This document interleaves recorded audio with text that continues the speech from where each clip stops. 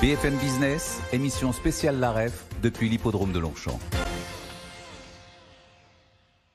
Et on retrouve tout de suite pour l'édito du jeudi Virginie Calmel. Bonjour Virginie. Bonjour. Désormais votre rendez-vous. Merci d'être avec vous Virginie. Vous vous êtes promenée dans les allées des rencontres des entrepreneurs de France et vous y avez trouvé beaucoup de courage, notamment de la part du président du MEDEF qui a appelé à une réforme des retraites. Alors il est raisonnable, hein, pas pendant la campagne présidentielle, mais juste au lendemain de l'élection.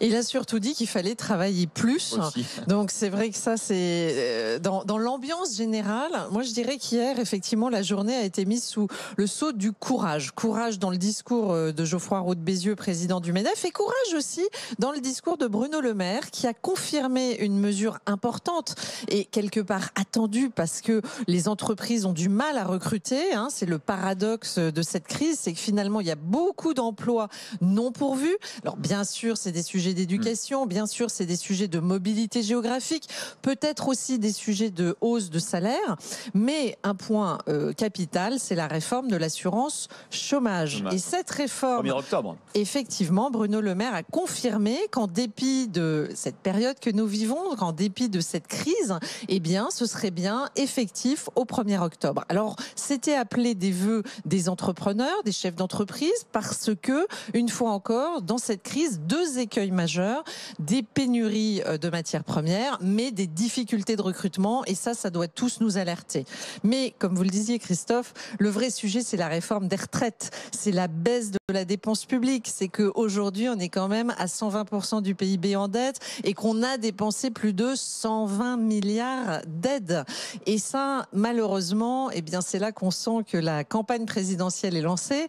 C'est les belles promesses de campagne qui arrivent. Bruno Le Maire a dit qu'il était favorable à un plafond de dépenses publiques sur 5 ans. Mais ça, c'est pour le prochain quinquennat. C'est pas pour ce qu'on a fait aujourd'hui. Toujours pour le prochain quinquennat. Exactement. Et la réforme des retraites, il l'a aussi mentionné, Bruno Le Maire, mais malheureusement, ça restera l'angle mort de ce quinquennat, puisque cette réforme des retraites tant attendue et si nécessaire à notre pays, eh bien, elle a capoté sur ce quinquennat.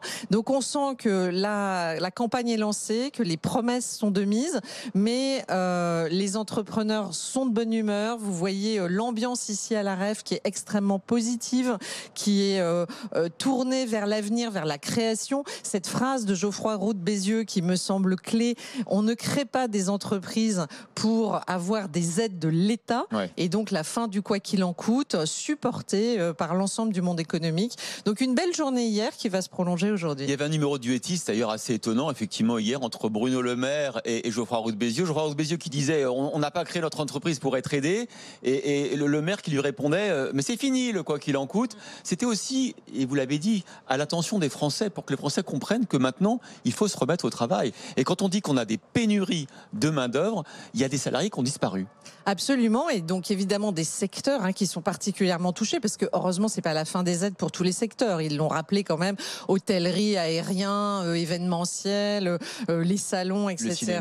Le cinéma, la culture, bon, va continuer à être aidé. Mais effectivement, cette pénurie de salariés est un sujet majeur. La formation, et vous savez combien ça me tient à cœur, est évidemment clé. Comment mieux orienter les gens vers les mondes qui recrutent et les emplois qui sont en demande.